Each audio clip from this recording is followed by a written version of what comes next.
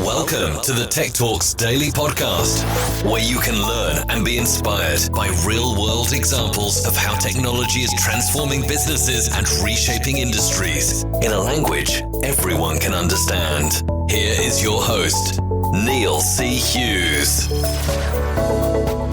Welcome back to the Tech Talks Daily Podcast. Now, the challenges facing every organisation today are both timely, urgent, and possibly complex too, because business leaders are now challenged with finding a way to manage hybrid working models, while also unleashing diversity, equity, and inclusion for every single employee. And most importantly, understand the needs of talent and provide every individual with the opportunity to experience choice and growth across their organisation. Now, back in January last year, I spoke with Jeff Schwartz about Deloitte's Global Human Capital Trends report. And Jeff is my go-to guy on things like this. He's an incredible subject matter expert and innovator who's had a front row seat to the changes that have transformed and shaped the modern workplace. So I looked him up once again, and now I find that he's at a company called Gloat, unpredictably right in the heart of this space, which is where I would expect to find him. And in his new work with Gloat, he's most excited once again by the opportunity to have a direct impact on how organisations are tackling these challenges head on. So buckle up and hold on tight as I beam your ears all the way to New York, where it's time to catch up with friend of the show, Jeff Schwartz. So a massive warm welcome back to the show, Jeff. We last spoke in January 2021 about Deloitte's 2021 Global Human Capital Trends report, but the world has continued to change since our last conversation. But I believe you've now got a different role. So what's been going on? Well, first of all, Neil, it's great to be back with you. And as I was preparing to speak with you again today, I can't believe it's been over a year and a half. Yeah. And a lot has happened in the world, and we'll talk about that together today for you and your listeners. But a lot has happened for me as well. So in May of 2021, I retired as a partner at Deloitte Consulting, where I'd been a partner for 20 years. I referred to my retirement really as my commencement. My graduation, which is another theme we can touch on, longer lives. And I had a fantastic stint at Deloitte as one of the senior human capital partners. And for 11 years, I got to help create and lead the trends research we did, which was an incredible longitudinal look at human capital trends. But last June of 2021, I joined a startup, Gloat, an Israeli-based startup, as the Vice President of Insights and Impact. We are the leading pioneers in talent marketplaces and workforce intelligence. And it's been just an amazing ride to go from the largest human capital consultancy in the world and the largest consultancy, which Deloitte is very fortunate to be, to this amazing startup that is on its own sort of rocket journey. And we'll hopefully talk about what we're doing in talent marketplaces and sort of their relevance to what's going on. So it's been quite a shift for me from a senior consulting partner to one of a number of scrappy vice presidents in a global startup. Wow, incredibly cool. Well, I am conscious there will be people listening and hearing about Gloat and its talent marketplace for the very first time. So just to set the scene, can you tell me more about how you're helping companies democratize career development, unlock skills, future-proof workforces, etc., and the kind of problems that you're solving there? Yeah, no, I mean, well, we could talk about this for the entire time. Yeah. It's a very exciting and an incredibly relevant topic. Actually, our team was just meeting, the Gloat marketing and product team was just meeting with Josh Burson, who's one of the leading industry analysts in human capital and HR. And Josh is a good friend of mine. And he and others have said that talent marketplaces are probably, if not among the most disruptive and productive new technologies and approaches in what we're seeing in talent and workforce and human capital. And there's a couple of ways to sort of think about this. One is that most employees today, most workers today, and we've seen this in the data about the Great Resignation or the Great Reshuffle. We can decide which word we're going to use. But that employees really want choice and they really want agency. in who they work for, in the kind of job they have, and especially in the growth and the opportunities that they have. And they will look for that opportunity wherever they can find it. And what we saw at Gloat when the company was founded 7 years ago, and as we've been working on our platforms, is that unfortunately, most employees have more options to grow outside their company than inside their company. And that's really unfortunate for companies today because we need all the employees we have. The unemployment numbers are still relatively low. The number of job openings are very high. And employees have choices. So what we're trying to do is to give employees and workers choices inside their company. So it's easier to find a job within your company, whether it's Gloat or MasterCard or Unilever or Schneider Electric or HSBC or Seagate or Novartis, all clients of Gloat. And it also gives business managers and HR managers a chance to find internal talent. Because increasingly, so much of the work that we do, Neil, is not just a standard job, but it's a project or a gig. So we're helping to create internal project and gig markets and helping employees literally find and navigate opportunities inside their organization. It's as if you had a super version of LinkedIn that was focused inside your company, right? And the benefits of this in terms of unlocked hours, in terms of improving turnover rates. I'll just mention one other piece and then I'll take a breath. One of our clients is Seagate Technology, and the CHRO of that company has said this very publicly, so I think I know I can repeat it. Patricia Frost said, look, we really, according to Patricia, we didn't really at Seagate, which is a technology company, they're a storage company, we didn't really have the same experience with the Great Resignation, because we have a talent marketplace built on Gloat. Because our employees can find the opportunities they're looking for inside, and we can help them move to those opportunities and grow. So it's an internal marketplace where employees can find opportunities and pursue them, and your business managers can find talent within the organization wherever it resides. And interestingly, I'll put one other piece out there. A lot of the experience we're seeing is in employees and business managers finding opportunities, whether it's a job or a gig, in divisions other than the division that they were recruited into and they're working into. So it's allowing for a real cross-fertilization in companies, which of course is great for the company, but it's also really good and beneficial to the employees. And it's so refreshing to hear that, because we keep hearing about skill shortages in cybersecurity, project management, and in so many different areas. And of course, within an organization, there's so many people that are part of project teams at the moment. So why not invest in them and bring them into that world too? But the world has changed so much since our last conversation. And one of the reasons I invited you back on the podcast today is you're someone that's had a front row seat to all the changes that have transformed and helped shape this modern workplace. But I've got to ask, what have been your biggest observations? So my biggest observation is, first of all, we've all had a front row seat to the future of work in the last couple of years. There's a wonderful quote, I'll mention a couple of quotes in today's discussion, Neil, from Anne-Marie Slaughter, who runs New America. It's a think tank and foundation out of Washington. And Anne-Marie said in March of 2020, not 2021, not March of 2022, in March of 2020, an incredible person. She said that the coronavirus and its social and economic aftermaths are going to be like a time machine to the future. And things that we thought would take 5 or 10 years are taking 5 or 10 months, and in some cases, 5 or 10 weeks. And we're, the way I would put it, Neil, is we're all futurists now. If you live through the last couple of years, we've seen elements of the future. We've seen this tremendous shift to hybrid work, remote work, the Great Resignation, the Great Reshuffle, just some very fundamental shifts in the way that we think about work and that we do work. And to me, that's the biggest observation, which is that we have lived through a shift. It's not just an acceleration. We're actually at a different place.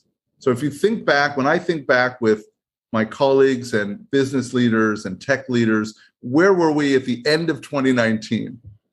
We were perched for the 2020s. 2020 was coming. We love years that end in zeros and fives, right? But 2020 was a big one, right? And we had an idea. We had a strategy, whether it was a business strategy or a workforce strategy or a tech strategy for 2020, right? But when 2020 came, and the last couple of years has shown us that the level of disruption and shift has been very, very significant. And I think the challenge for us, my big observation is that as leaders, again, whether it's as tech leaders or business leaders, whatever role we're in, that we see disruption and continual disruption, and the pace that we're seeing is something that we need to lean into and lead into going forward.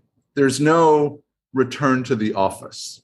There is no office anymore. What happened in the last couple of years is we saw how much work could be disentangled from physical workplaces, right? That's a fundamental shift. We've been talking about digital revolution, digital transformation for about 15 years, I think, if I were to sort of, probably goes back from around 2007, 8, with the invention of the iPhone, the Android phone, cloud computing, 5 years later, beginning of the period of AI that we're in. And what we're really seeing now is the manifestation of that. What happens when work is increasingly digitized? What happens when place and work are actually separated? What happens when people are exercising choice in what they're doing? So it's this disruption piece, it's the shift piece. And as I talk about it in my book, but as we've been talking about it across the industry, this is disruption in work, how people and machines work together. It's disruption in the workforce. It's different employment models, gig workers, freelance workers, crowd workers, obviously full-time workers. And of course, it's disruption in the workplace, which we've all seen very up close and personal, whether it's the way we work or the way we see a doctor or the way we order food. And of course, for any business leader listening, they're challenged now with facing new ways to manage things like hybrid work models, unleash diversity, equity and inclusion for all employees, and most importantly, understand the needs of their talent, especially in this time of the great resignation or reshuffle that you mentioned there. So the big question is, where should they start? Where should we start? It's funny. I was about to say, and I will say, I think we need to start in the middle. Yeah. And what I mean by that, Neil, is one way that I think about this, one way we might think about this is to think about 3 changes or 4 changes that are going on at the same time. Technology, and technology is galloping. That's my way of referencing Moore's law, right? The speed at which technology changes is practically a vertical rise. What I'm thinking about, Neil, are how we react as consumers and how we react as employees and workers. Individuals are remarkably resilient and adaptable. Now, we're seeing this during the COVID period, but we saw it in the last 15 years. I mean, I joke that, I never took a training course on how to use any of the 14 or 15 versions of the iPhone that came out, right? And it's something like that. I mean, the numbers are a little crazy, but yeah, because I don't remember what happened to the iPhone 10. But we've become accustomed to living in a world as individuals where technology is galloping. But yet, at business leaders, business evolves at a different pace than technology, and as individuals, as consumers and workers. So it's really in the management practices piece and the leadership practices piece and the organizational piece that we're all really trying to focus and keep pace, if you will, with the changes that are going on. And to me, this really says very directly that, and one of the phrases that I use is, in order to change the game, you need to make game-changing moves. When the game changes, you need to change. Right? As John Maynard Keynes said, when the facts change, I change my mind. What do you do? Right? These are all ways of saying, whether it's the technology leading, people following, business and tech leaders need to be really challenging and thinking about, are they using the mental mindsets and models that will help them lead and create value in a different technological environment with a different set of consumer and workforce expectations. So to summarize it, and some people love this idea, some people don't, we need to shift and challenge our mental models. We cannot lead in the 2020s with mental models of management from the end of the 20th century, right? This is not an optimization game. This is an innovation, a disruption, and a resilience and an adaptability game. So to me, that becomes really important to think about how we're approaching this. And business and tech leaders that are adopting these new mindsets, that are leading into it, are doing great. To connect it to our work at Gloat for 1 second, the companies that we're working with, if you were to go to the Gloat website, and we'll share it in the show notes, and look at who is working with us, these are the leading business and talent innovators of the world. PepsiCo, MasterCard, Unilever, these are the companies that you expect to be Spotify. These are innovators, right? Innovative companies are taking new approaches to the workforce, like talent marketplaces and workforce intelligence, because they know we cannot simply go back and double down on what we were doing before. The plans that we had in 2019 probably should not be the plans we have in 2022 and 2023. 100% with you on that. And how do you see technology making that process a little easier? There's that many different things happening right now, and so many different tools, and so many companies trying to solve hybrid working as well and making people feel engaged. But what role do you see technology playing in continuously making that process easier as we advance forward? Yeah, so Neil, as I was mentioning a second ago, technology in many ways we could think of it as the leading disruptive factor. It's also the leading factor of innovation and the leading factor creating new value. I'm simply referring to Robert Solow's work, the MIT economist who won his Nobel Prize, for pointing out that it's really technological innovation that drives value creation.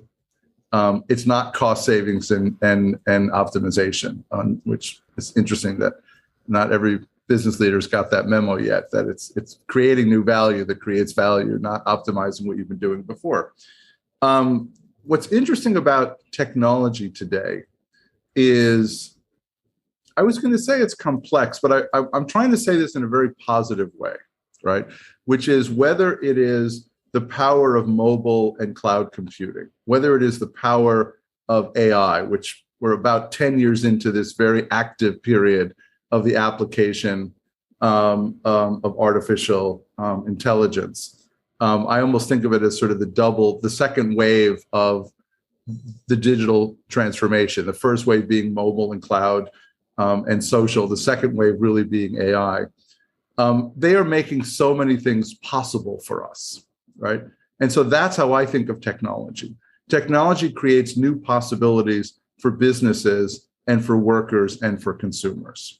But in order to capture that, I think this comes to the really big challenge for us about how do we take advantage of these possibilities, is for us to think deeply and creatively about how people and technology are working together, right? One of the themes of my book, but one of the themes that many of us have been exploring in the last few years, including Darren Acemoglu, who's one of the great MIT economists as well, who basically says something like, if we think of technology and AI primarily as a substitution strategy, if we think of automation as a replacement strategy, I think he says something like, that's the wrong kind of AI. The power of technology, okay, is not how it replaces us. And of course, there are things that machines do that replace part of what we do, and that's very valuable. I don't want to have to list things that weigh 300 pounds. I'm happy to have a machine that can give me the superpower to lift a very heavy object. But it's this idea, what are the superpowers that employees and teams can have by partnering with technology? And so this, to me, becomes one of the big questions right now for us as business and tech leaders, right? It's not just how hybrid allows us to work in different places. It's how working with technology and partnering with technology, as Tom Malone at MIT says, putting AI on the team, not just having the team being replaced by AI. It's this super teams idea, people and technology that we're really beginning to explore right now, which is very, very exciting. So that's where I take the possibility of technology and I combine it. Hopefully we can all combine it with the possibility of super teams, right? And that becomes part of the agenda. By the way, the fact that we're all going to be managing a workforce in hybrid, right? It's not a question of how many days a week are we in the office and which days are we in the office, right? My view is that's not the right question. The right question is, how do I, as a business and tech leader, manage a team and a workforce where some of my workforce are in the office, some of them are working from home, and it may be very far from the office, and some of them are coming back and forth, working in the office sometime and working remotely. Management will need to adapt to a world where we are all managing hybrid work all the time, right? We're not going to be able to tell people what days to be in the office. And in fact, Nick Bloom, I'm mentioning some of the lead researchers, Nick Bloom at Stanford, who does some phenomenal research on the work from home movement, points out that a significant number of employees who are required by their employees to be in the office a certain number of days and on certain days of the week simply are not going back and doing it. They are still working from home when they want, right? Which is frustrating to managers. But you know what's happening? The business is getting done. Productivity is still generally in a very good space. So the idea that you need to be in the office to get your work done, for some work, not all work, right, is something that we're really challenging ourselves on. And now that we're a couple of years into it, it's getting very interesting.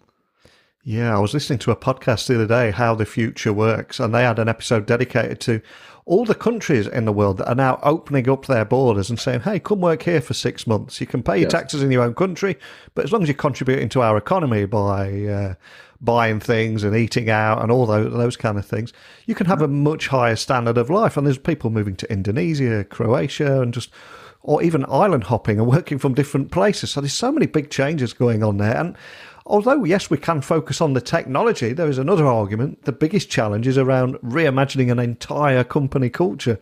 And I know this is a topic close to your heart. So how are you seeing businesses start to overcome a challenge like that and reimagining the company culture? Yeah, I mean, culture is always the big elephant in the room. And, you know, for quite a while, I think Peter Drucker may have said it first. We've heard the expression that culture eats strategy for breakfast. That culture really does determine what's possible in an organization. And I think that's a very good way of thinking about it. It really ties back to the discussion we've been having over the last few minutes, which is technology is galloping and individuals as consumers and employees are really open to it. It's in management practices, including culture, that the rubber really hits the road. Hopefully, I'm not mixing too many metaphors here. That really the action is, and this is probably the most interesting question right now. And you mentioned earlier the challenge of business and tech leaders being in touch with what their employees and their consumers want as things are changing. I think employees and workers and customers are more open to cultural change than sometimes senior business leaders and managers are. Now, some business leaders will argue the opposite. They'll tell you that their workforce won't change, their consumers want things the same way. I don't think that's not what I'm saying. Right? I think the challenge right now for executive teams and for managerial teams is to explicitly think about the culture. And there's been some great work in the last year or so from Linda Grattan at London Business School and Dan Gerson, the former head of HR at IBM, who's now teaching at Harvard Business School, on how the role of managers as people managers has fundamentally changed in the last couple of years, right? When your workforce is working in a hybrid way, when your workforce is doing much more project work, when your workforce is constantly changing and adapting the skills and the kinds of work that they're doing because things are changing so quickly, and this is not going to stop, then the role that managers play, the cultural mindsets that they bring, things like, and this is, I'll give a very specific example. Who owns the talent in your organization? And what does your culture reflect, right? Do the people in the organization Are they on my team? Are they on your team, Neil? Are they in your division? Are they in my division? Do we own them? By the way, when you say it out loud, it almost sounds funny, right? But managers feel like, this is my guy. She's on my team. They're part of the group that I'm in. What do you mean they want to go from Neil's group to Jeff's group? Right? Do you have a culture that actually supports agency and choice? Now, what's interesting, of course, and it is, of course, your employees can go anywhere they want in the world, often except to another place in your organization, right? So the world is telling us that people want choice and have agency. That's what the Great Resignation and the Great Reassessment and the Great Reshuffle is about. Does your culture, formally and informally, do your incentives, does your management training reflect the world that we are in, right? Which is where employees want choice, customers want choice. They will exercise that. Can they find that in your company? And do you have the technology, which is what we're doing at Gloat, but more importantly, and equally importantly rather, is do you have the management culture to support that? And we did a report, which we'll make available in maybe the notes to this show, on really getting behind the headlines of the Great Resignation and the Great Reassessment. We put that out at the end of last year. We're about to issue another report. And the headline is that people are on the move. But the subtext is people are on the move because they want choice and growth and opportunity, and they can't find it in their own organizations. And one of the things that is constraining organizations is the technology, but another thing that's constraining them is the culture. So it's a very interesting time for cultural practices as well as technological innovation. It is, and you guys seem perfectly positioned. Before I came on the podcast today, I saw that you raised $90 million in Series D funding. So I'm going to ask you to look into your virtual crystal ball and say, how do you see the future of work? What excites you about redefining the future of work, and also the role that Gloat will play in that, and how this funding will help you play a part in that future? Yeah, so that's it. Well, thank you for the question. We're very excited about the funding round. We're really excited to work with Generation, the venture funds headed by Al Gore, former Vice President of the United States. And I think here's where these two things come together. Where Gloat is we're just announced the D round financing series for us, and where we are in the future of work.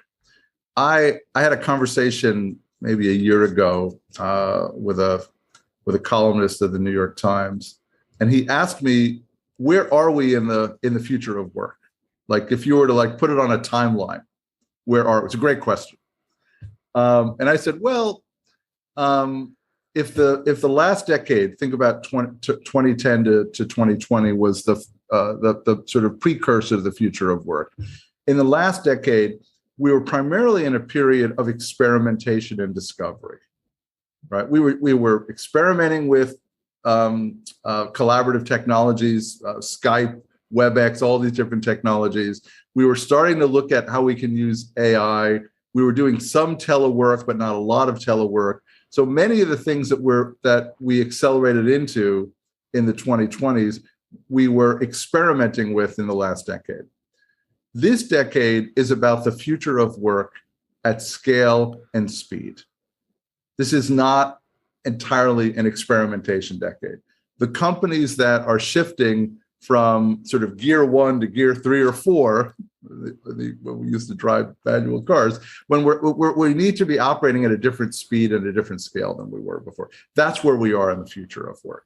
And I think the challenge is to be looking at the combination of technologies and management practices that will get us there. That's what workforce, workplace transformation is fundamentally about. I think companies that are looking at this at speed and scale are the ones that I think will get really the biggest benefits. And for us at Gloat, what we've seen in the last couple of years, and I've never quite seen this, I've been a human capital consultant for about 30 years, so I've been doing this for a while. The impact that companies have been able to achieve, right? Tens of millions of dollars of unlocked hours, hundreds of thousands of hours of the workforce working on new projects and initiatives. A clear shift in terms of the NPS, the employee engagement, because people have choice, impacts on the ability of women and underrepresented minorities to find opportunities in their companies that they can access, not because of the personal relationships that they have, but because they can access and build relationships across the organization. These are among the biggest impacts and return on investments that we've ever seen. And they're happening, Neil, in a year, right? I mean, we had a story from one of our financial services clients who literally said, we started implementing a year ago, and in the first year, we achieved $21 million in unlocked hours. Let me highlight what that actually is. That's as if this company would have hired 300 new people to do additional work that were important in their organization. When you unlock those hours, it's not about letting people go. It's about doing more work with the same people because of how you structure work, because of how people can access opportunities. A big part of this is project-based work, is connecting people with mentors, is helping people find jobs in other parts of the organization. It's a very dramatic impact. It's the future of work at speed and scale. And that's sort of the way I might sort of shape the challenge as we're thinking about where do we go in the 2020s, especially if we're in a period of economic headwinds, which is my polite way of saying where we may see a recession. And your passion for this topic really shines through in both of our conversations. And another way of highlighting that, of course, is you've also written a book called Work Disrupted: Opportunity, Resilience and Growth in the Accelerated Future of Work. So for anybody that hasn't seen that book, we'll tell them where they can find it a little later. But what is the one takeaway from that book when you sat down to write it that you wanted readers to walk away with?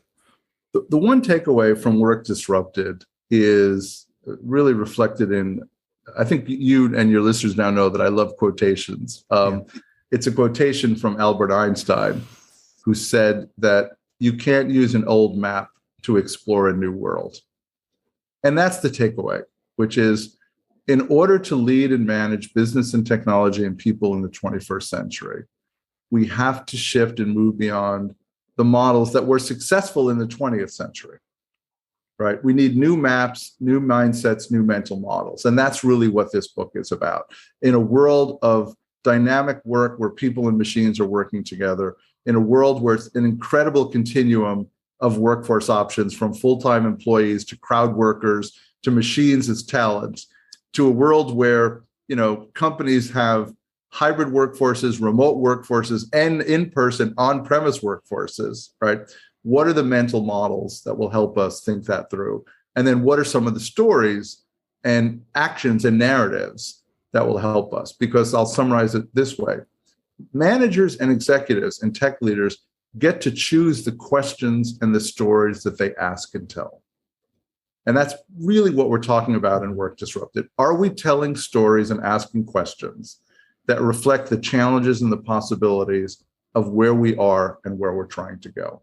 Or are we telling stories about 30 years ago, not 5 or 10 years from now? So the stories we tell are very, very powerful.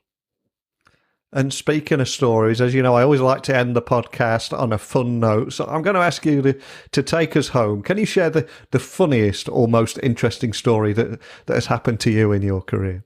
So, I love this question, and I know you and your team mentioned this to me before. I love this question, and I'm going to take a minute to answer it this way. Yeah. I was born in 1958. I know we're not supposed to talk about our age, but so I was born the year after Sputnik, right? Which started the space race. I was 10 when men landed on the moon. I obviously lived through the millennium and the Y2K. I was in New York the week of 9/11. I was researching talent when we hit the Great Recession. Even earlier, I was in 1987 when I started after my MBA. I was studying. I was in an investment banking training course in the fall of 1987, which was the year and the fall that we had the biggest one-day drop in the stock market that we've ever seen since the Great Depression. And then, of course, COVID, and I had the chance to help set up the Peace Corps in the former Soviet Union, and then I spent 5 years in India helping to build Jio, which is the largest 4G company there. My point is that I look at my life as a story in disruption, right? So I think it's hard for me to come up with one interesting moment, but what's been interesting to me, for me personally and professionally, has been leaning into these periods of disruption, sort of rushing to the disruption, not waiting for the disruption to find me, right? So living in Nepal, living in India, living in Africa, living in Europe in the late 1990s when we were implementing large systems. That's sort of my takeaway, which is in a world that is disruptive, sort of, find the disruption and find how you can positively interact with it. So for me, it's been and continues to be an amazing adventure. And, the ride we're on now with at Gloat, having just raised the Series C money, our goal, as I like to put it, is to put a dent in the universe. And we're trying to put a dent in the universe by changing the way that the workforce has opportunity inside and across the companies that they're in. So it's been a great conversation today with you, Neil. Wow, I absolutely love that, especially about putting a dent in the universe. And someone said to me a long, long time ago that when you reach the end of your life, maybe you're in a nursing home or something, if someone was to come in and give you a DVD of your life, would you watch it? And listening to your story there about living in Nepal, India, Europe, etc., and wanting to put a dent in the universe, hey, I'd watch your life story. Never mind you, but more than anything, thank you for sharing that with me today. And before I let you go, for anyone wanting to find your book, learn more about Gloat, where's the best starting point for everything we've discussed today? So the best, there are two places to look. One is simply to go to the Gloat website, gloat.com, and most of the materials we've discussed here are there. The other is to go to my LinkedIn profile. There's probably a couple of Jeff Schwartzes on LinkedIn, but I'm the one who's at Gloat and teaches at Columbia Business School. And both resources on my book and some of the research we've done with MIT on workforce ecosystems. And I think I've written about 40 different articles. And I have another book coming out with MIT Press with some colleagues on workforce ecosystems next spring. So all those materials you can find probably most easily on my LinkedIn profile. Well, you started today's podcast talking about your retirement, and we've ended up talking about your direct impact on how organisations can tackle these challenges around the future of work. It's been an absolute pleasure as always. My only promise to you is that we won't leave it 18 months until we speak again, but thanks as always, Jeff. I look forward to it, Neil. Thank you so much. It's always a pleasure to have Jeff on here, and I hope I'm still as passionate about my topic, about my work when I hit retirement, but who wants to retire anyway, right? I mean, find something you love and you never have to work again is the mantra that I like to repeat. But over to you. As Jeff said, every single person has had a front row seat to the changes that have transformed and reshaped the modern workplace. So I want to hear more about your observations. So please email me now, techblogwriter@outlook.com, Twitter, LinkedIn, Instagram @Neil C. Hughes. We'll keep this conversation going, and I look forward to sharing your ideas and your experiences on here. But that's it for today, I'm afraid. I'll be back bright and early tomorrow, but a big thank you for listening, and until next time, don't be a stranger. Thank you for listening to the Tech Talks Daily Podcast with Neil C. Hughes. Remember, technology works best when it brings people together.